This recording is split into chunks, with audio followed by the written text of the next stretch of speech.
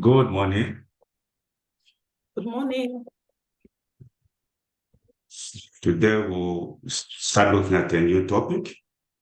I think it will take Okay. us about 2 sessions. We'll look All at right. part one, then next time we meet, we'll go to part two, and hopefully we'll be Okay. done on part two. Ah, We are okay. progressing, huh? Yes, a lot. It's very quick. Yeah.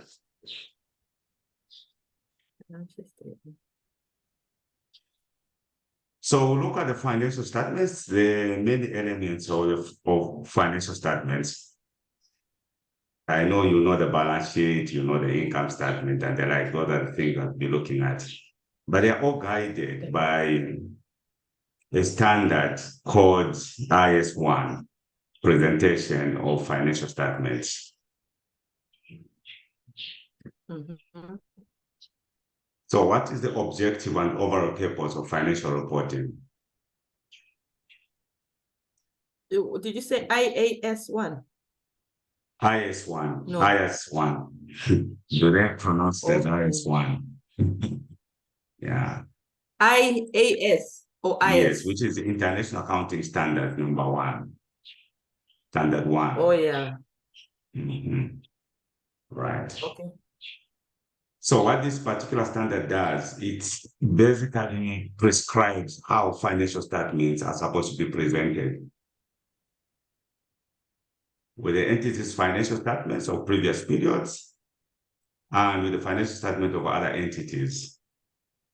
So we should be able to, even when you're looking at audited financials, you'll find that they are showing the previous period and they are showing the period under review. But it gives us an understanding of, not really an understanding, but it basically gives us an opportunity to compare with other entities because of that standardization. And IS1 prescribes how financial statements are supposed to be presented.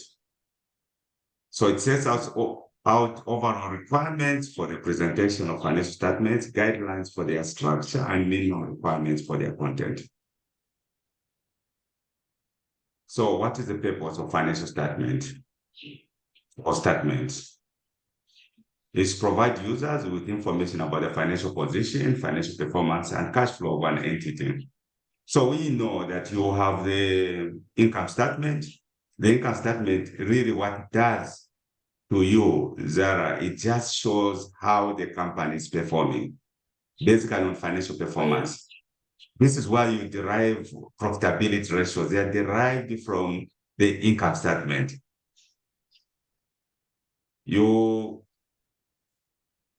On the financial position, this is basically the balance sheet. So I'll maintain the balance sheet. For example purposes, for yourself, you need to call it statement of financial position. It sounds very silly. You don't know what actually means. Oh, yeah. Yeah, but in the industry, we are still using balance sheets, and we believe that it makes lot of sense than statement of financial position. It's so mouthful, it does not make sense.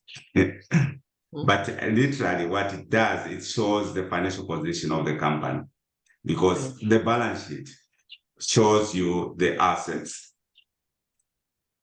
and the liabilities and the equity.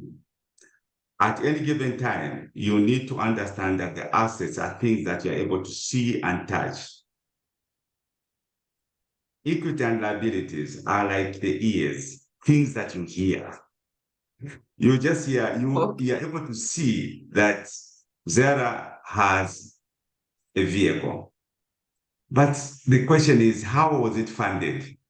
You may hear, no, she went to Mpulungu where she got some juju, that is how she managed to have this asset. Or she went to the bank and managed to get a loan, meaning that's a liability. Or when she was young, she had invested in beans. So she used to sell beans at Soweto Market, and eventually she managed to buy a car, meaning that is equity, that is your own money. Oh, yeah. So it's things that you hear. Whereas the assets are things that you're able to see and touch. Then the cash flow position basically shows the cash movement. Basically, cash movement. Literally, it shows the cash movement. Where there's no cash, you're not going to see it in there. Then it shows you your position. This cash that you have, these are the movements. It first went to London. From London, it found itself in Oslo, Dubai, and all that. This is the money that is there. That is what a cash flow statement does. It just gives evidence. It's a footprint of how cash has moved and where it is. Ideally, so. Move it. Oh, yeah. So the responsibility for the financial statement. The financial statements are a responsibility of the board of directors. This is why, in theory, it is the board of directors that prepare the financial statements. In practice, it is management that prepares financial statements. So they prepare the financial statements, and then they prepare the financial statements on behalf of the board of directors. Because the ultimate responsibility of financial statements rests with the board of directors. So these are the ones that prepare financial statements, even though we know that in practice, it's not them. They delegate this particular responsibility to management. They just sign. They just sign. So they need to understand what they sign. Oh, yeah. And this is where, in the last topic, what we're actually talking about, having a diverse skill set on the board of directors, so that you have people who have actually worked, who have massive experience, and they are able to see these financial statements. If they are fake, or they're coming with, or they are segmented with a lot of errors, they should be able to see that these financial statements are fake, or they have so many errors, honest errors or crooked errors. But it is the responsibility of the board of directors. So the financial statement will provide this type of information about a company. One, assets. Anything of value is an asset. We'll be defining what these things, liabilities. Equity, I've explained to you. If you manage to buy a car because you used to sell beans sometime back, you are using your equity. If you manage to buy a car because you went to the bank to borrow, then it's liabilities. Then you have an income and expenses. Basically, your income is being generated from your principal activities of your business.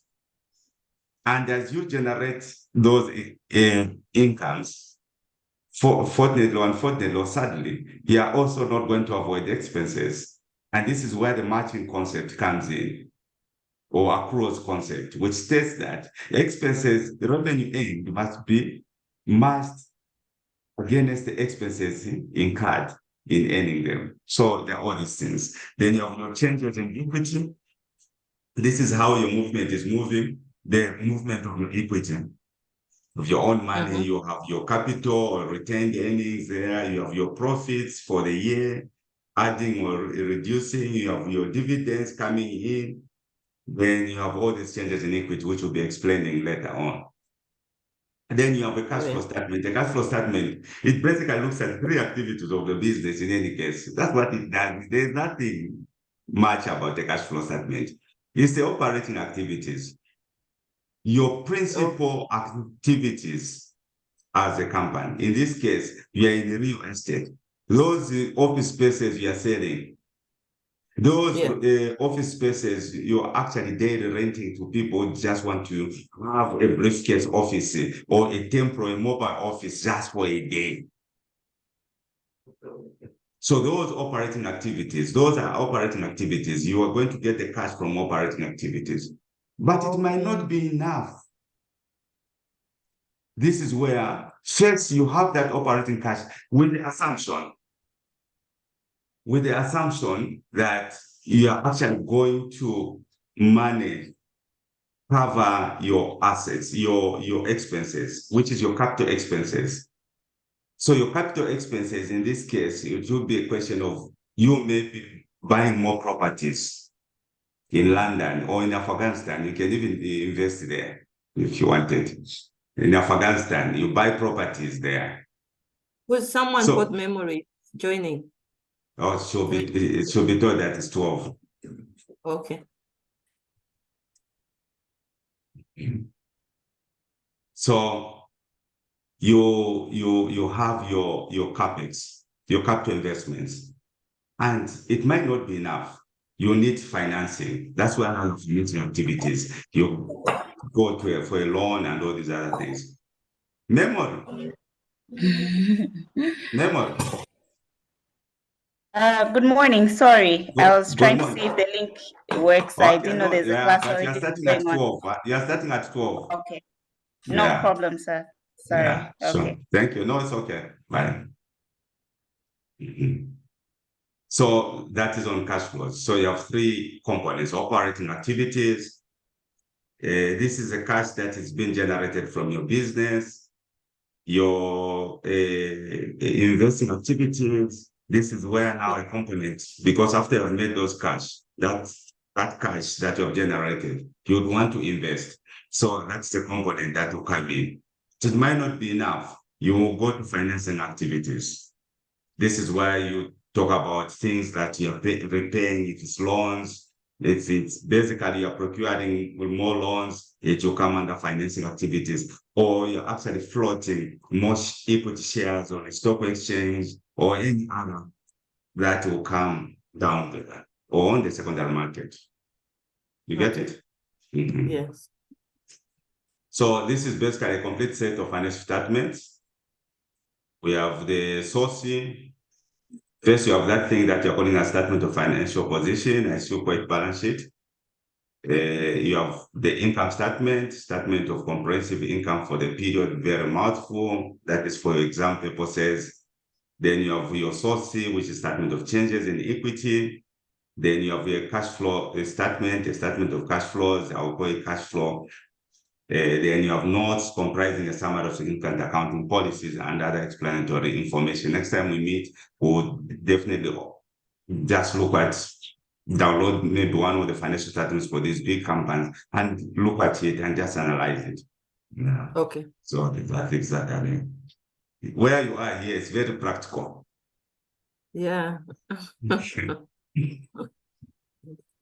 So we know that for companies, at least they are mandated to publish their financial statements on an annual basis. But those that are on the stock exchange, they are very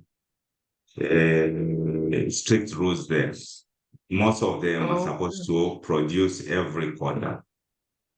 Oh, really? Okay. Yeah. So that the shareholders are able to make informed but economic decisions. Oh, yes. So the status and purpose of the conceptual framework. So this conceptual framework is to help develop and revise IFRS that are based on consistent concepts, which we looked at in the first lessons, to help preparers develop consistent accounting policies for areas that are not covered by standard, where there is a choice of accounting policy. So the conceptual framework will come in to help everyone understand and interpret IFRS. Then the framework does not override any specific IFRS. So those are things that it looks at to develop and revise IFRS to help preparers of this financial, develop consistent accounting policies, and to help everyone understand and interpret IFRS. We just need to overemphasize the objective of general purpose financial reporting. So the objective is to provide financial information that is useful to investors, lenders, you know these things. so that they are able to come up with decisions. These decisions can be informal but economic, because you have different interest groups. So it can help users assess management stewardship of the resources. How are they managing the company?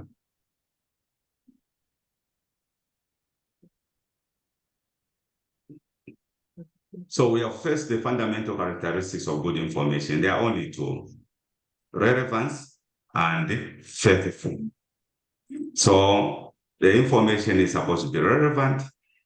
It needs to make sense, but it should also be faithful. It should not be a vessel of misrepresentation.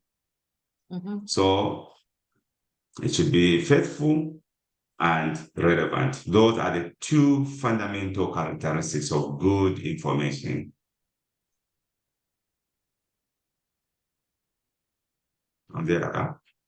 Yeah, oh, sorry, I'm writing.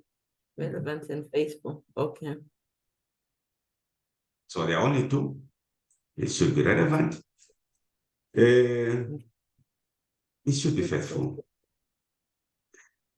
I've always said, you know, where you find someone has a traffic issue and goes to the police, finds people that actually work in the general duties, just do general duties, the cops, because they're putting you in the uniform, you want to present that particular case on traffic issues.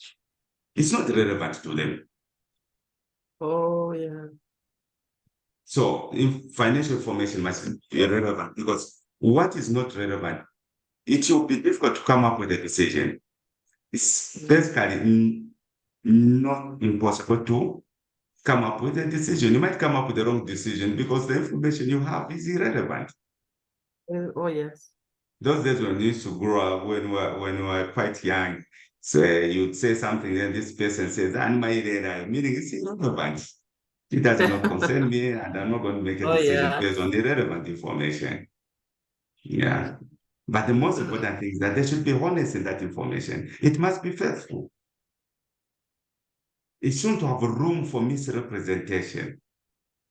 So those are the two fundamental characteristics of good information. So the usefulness of financial information is enhanced.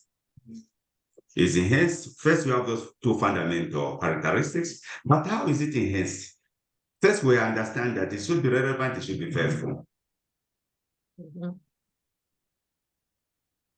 Then how can those fundamental characteristics of good information be enhanced? Information must be comparable. I should be able to compare company A to company B. The current performance against the previous performance, I should be able to compare that. It's information I should be able to verify, and this is why financial statements, published financial statements, they will have schedules or disclosures or notes, but it should be verifiable. I should ask, okay, this is what they're showing as cash balance. Give me the bank statement. Let me check if it ties with this. If it doesn't tie, tell me where the difference is coming from. No, we have a bunch of cash in the drawer. Okay, then you're able to compare, you're able to verify. It must be timely. Because if information that should have been used 2 months ago, you receive it now, that information is vulnerable to be stale. It's stale information. What decision are you going to make?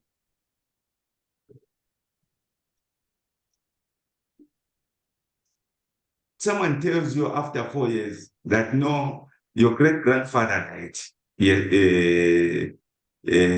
years ago. One, you can't send money. It's not timely. You can't start doing all the funeral preparations. It's not timely. So it does not make sense. Even when information is relevant, it must be time-bound. so that you are able to make a decision. It may come at a time that the company has already collapsed. Then employees say, we tend to see that we knew. But because you told us coming up with management accounts, whereas just looking at the previous and the current, this is what we are giving you. Deep down, when we did our analysis, our vertical analysis and trend analysis, we knew that this company was going under.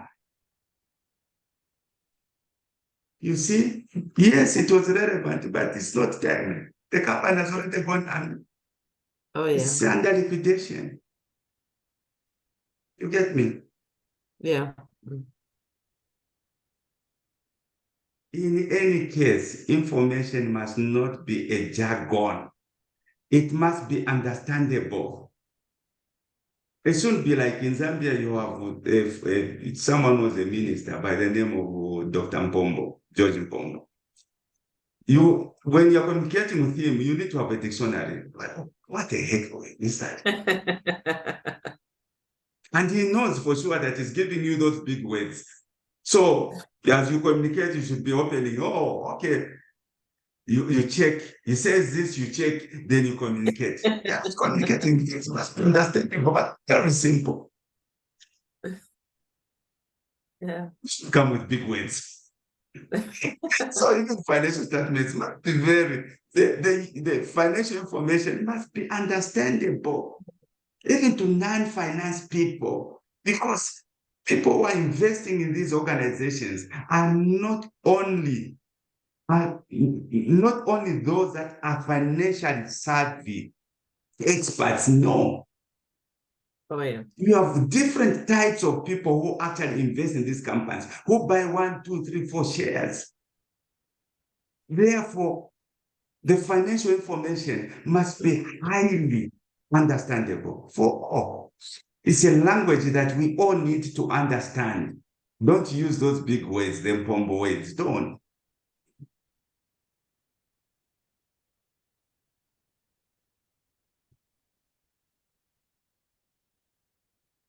So Let's go some tissue. now, just to break the fundamental, okay? Sorry, I'm getting tissue. I know. Oh, so now we're going into the 2 fundamentals.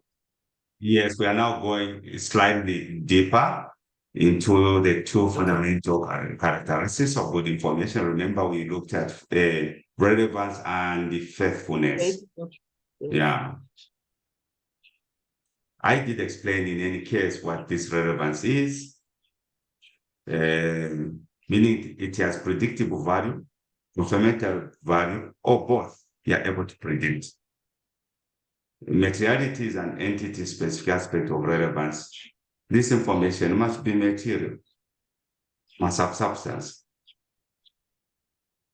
But it should have value in which we are able to predict where the company is going. It should have that.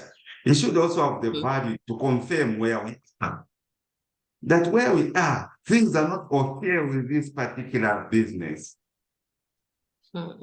So that information should be able to confirm if it's relevant. Most importantly, it should be able to confirm, to predict. It should have the magical, what are these people? The papas, what do you call them? What do they do? It should be able to prophesy.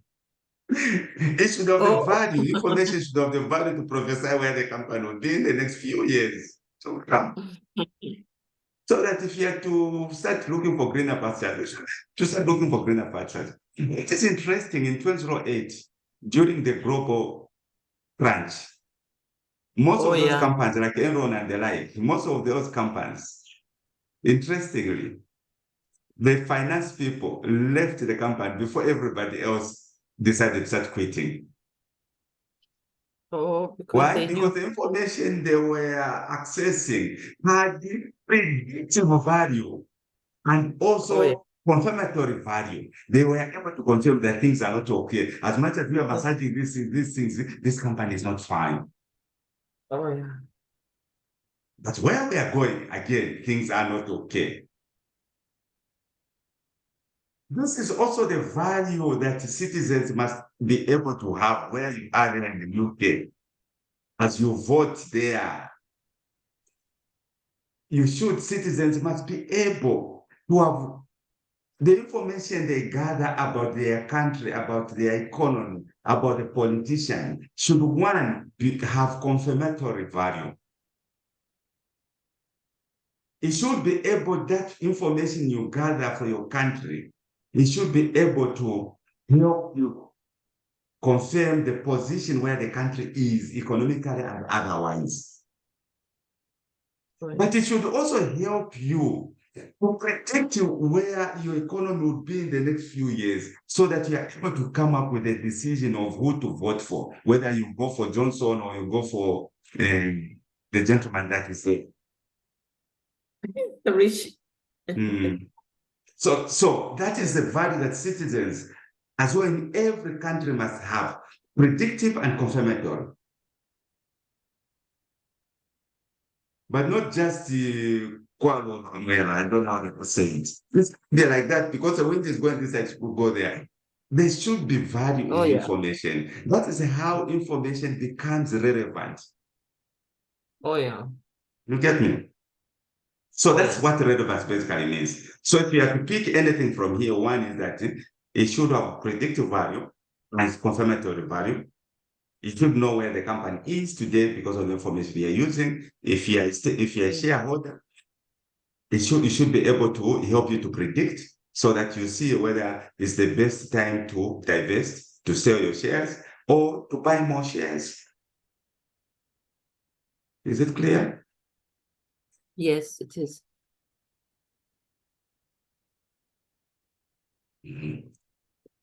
Faithful representation. Like I said, information must be unbiased.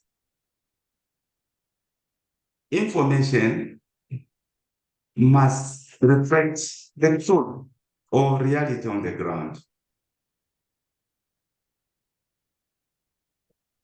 So faithful representation means representation of the substance of an economic phenomenon instead of representation of legal form. It should be able to show, you leave legality, the other side, it should be able to show the economic form in the company. It should represent truth and only truth. It should give you reality check. It should be devoid of misrepresentation and errors. It should be faithful. And freedom from error. Neutral and freedom from error.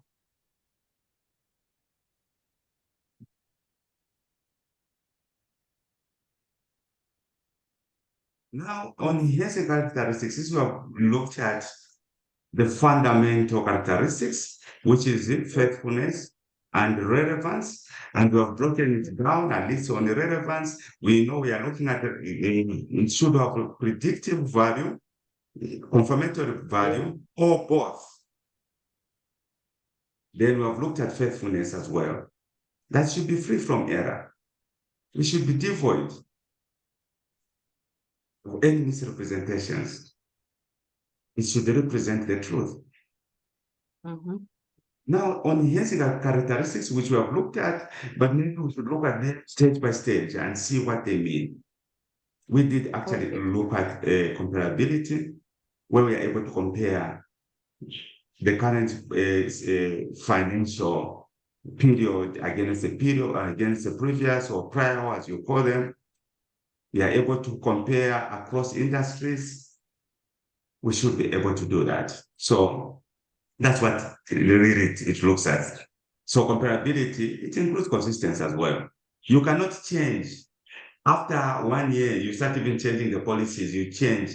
And then how do you start comparing with the previous period, which did not factor in those changes that you have put? So there should be consistency at least. We are not saying you cannot change, but let there be consistency. There should be a reason why you're doing that, a major reason.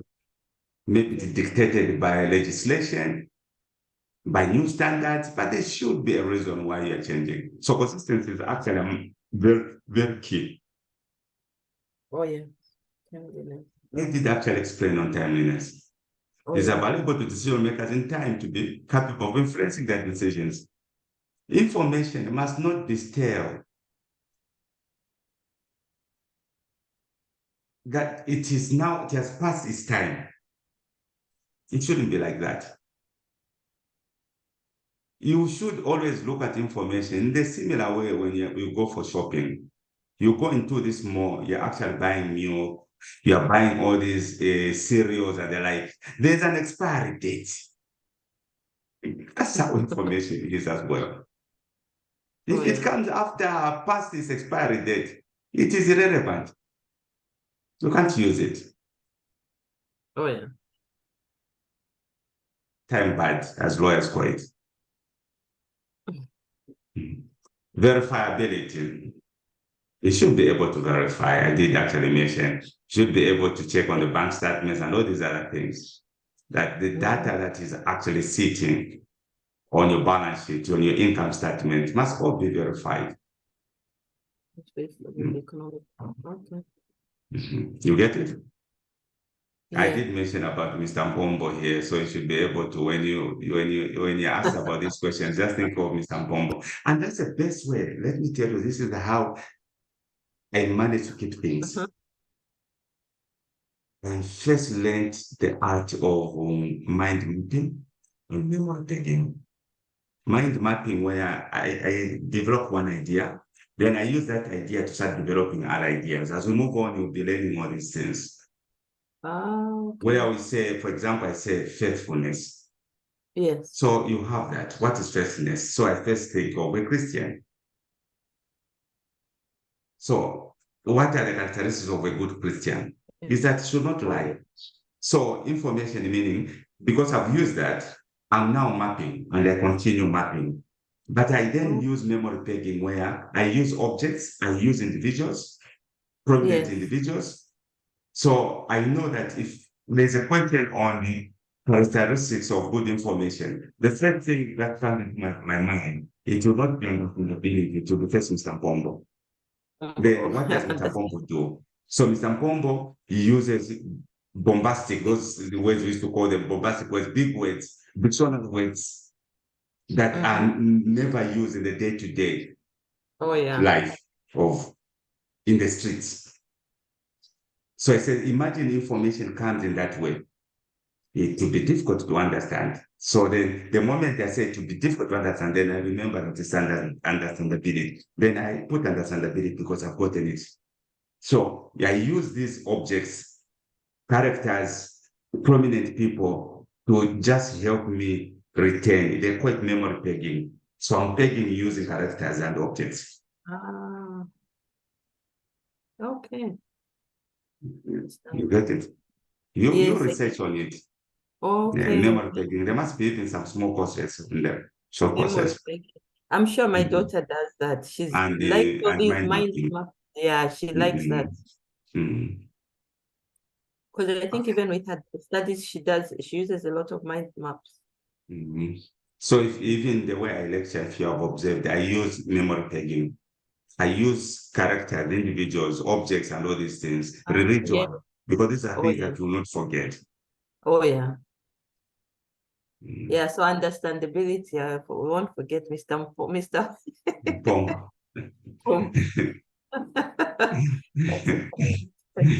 Okay. So financial statements are the reporting entity. We have looked at the objective of financial statements, provide information on entities, assets, blah, blah, blah, blah, and all these other things. We have looked at them. And it's assumed that the company is going concern, meaning that the company shall continue existing in the foreseeable future without plans of curtailing or stopping production. Oh, yes. Basically, that.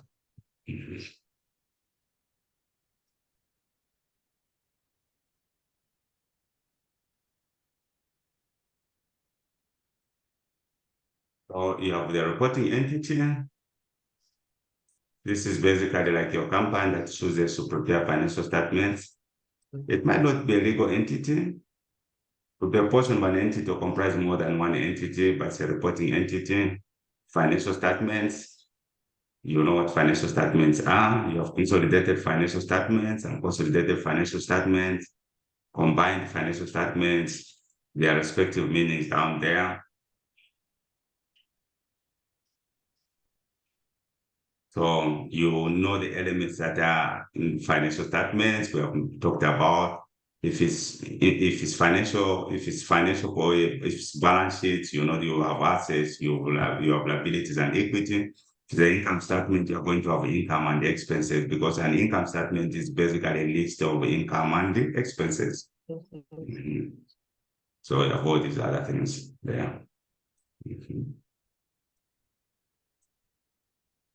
So mostly there will be two statements that will be mentioned explicitly.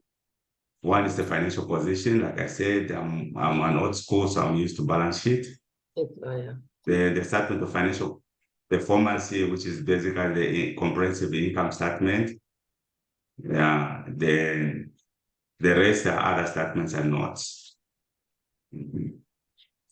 So financial statements are prepared for a specific period of time. I did actually mention that. You will know it.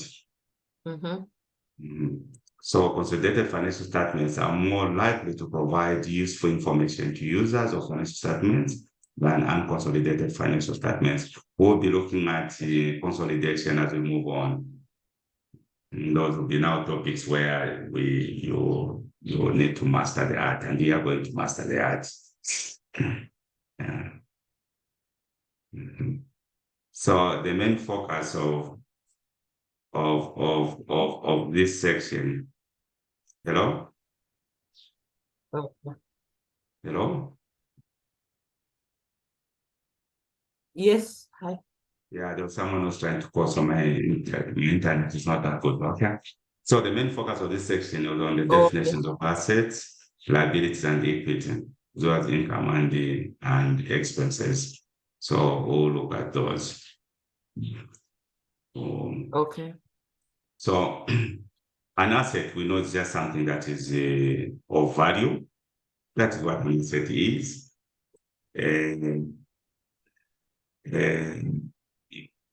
Here we say a present economic resource controlled by the entity as a result of the past events. So as a result of the past events, we have this particular resource, economic resource, and that has value. An economic resource is a right that has the potential to produce economic benefits. This is why we talk about probable economic benefits or flow to the entity, meaning it's an asset. Anything that has the probability to generate economic benefits to the entity is an asset.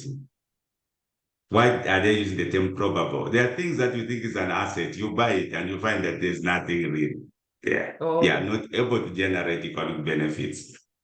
So this is why there's a term probable. Okay, the probable, yeah.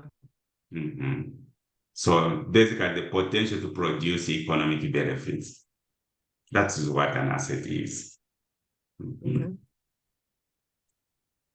A liability is an obligation. So it's a present obligation of the entity to transfer an economic resource as a result of past events, because they went to the bank and borrowed. So all they're actually doing is that they are transferring economic resources to the bank. It's a liability. Instead of the resources going to the entity, the resources are going to the bank. The asset is that the resources are going to the entity. So there's probable economic benefits flowing to the entity. Liability is the value is actually being derived to these lending institutions. Oh, yeah. You get it? Yeah. And why is it so? Because of the past events. Even the asset as well, because of the past events. Oh, yeah. Equity. This is the residue So, interest. but obviously, but we show For instance, if you borrow from the bank and buy an asset, or buy some, we're showing that asset, we're showing that item as an asset. So this is how it is. Well, right.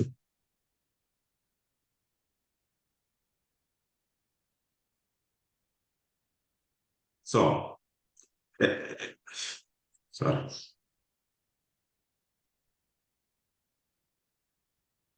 So every asset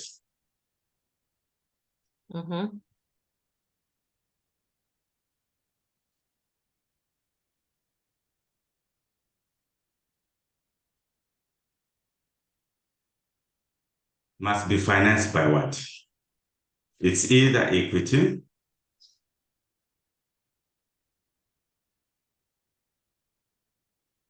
which is your own money as the owner of the business, or liabilities or both.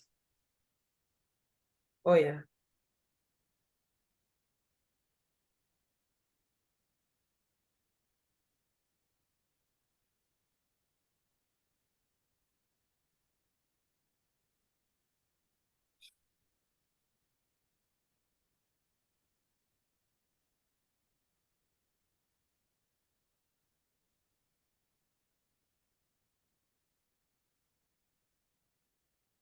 This is what I was saying. Assets So we show them are basically the eyes. Things that you're able to see and touch and feel. This is your ears, and at any given time, they should balance. This is where the balance sheet comes in. Oh, yes.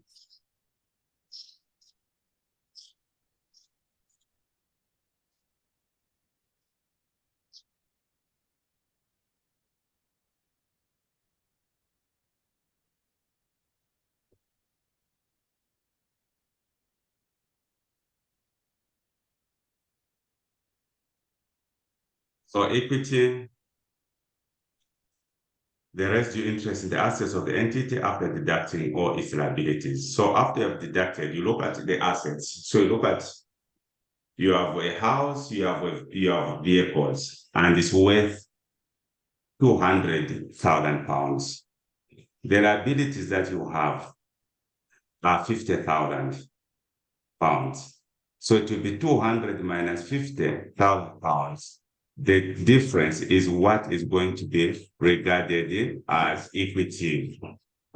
So here, if you have the assets of 200, or let me say 20, total, this plus that will be 20. But if your equity is 5, meaning that liabilities, if your liabilities is 5, meaning that your equity will be 15. You get it? Yes. Oh, yeah. So that is the definition. This is what it means. Yes. Yeah. Oh, it's liabilities. Okay. So income, this increases in assets or decreases in liabilities. So as you generate more income, that income in your income statement, your comprehensive statement of income, whatever it is, down there, you're actually going to have profit for the year, which goes into your balance sheet under part of the equity, but it also increases your cash up there. Or if you have bought assets, other assets, say property, plant and equipment, it increases that. So what income does increases in assets or decreases in liabilities that result in increases in equity. Other than those rating contributions from holders of equity claims, this is basically the cash that you're generating from your principal activities of your business. Yes. Mamva? So either you're buying more assets or you're paying off what you owe. Yes, what you owe. Very good. That's what it means. Okay. So expenses, definitely they will decrease the assets or increase liabilities, like resulting decrease of iniquity, other those relating to distributions to order of equity claims. Those are your expenses. Yeah. Mhm. So we are done. Thank you. So we can just wait for the new team to come. Okay, I'll go and make you a can cup mute. of tea.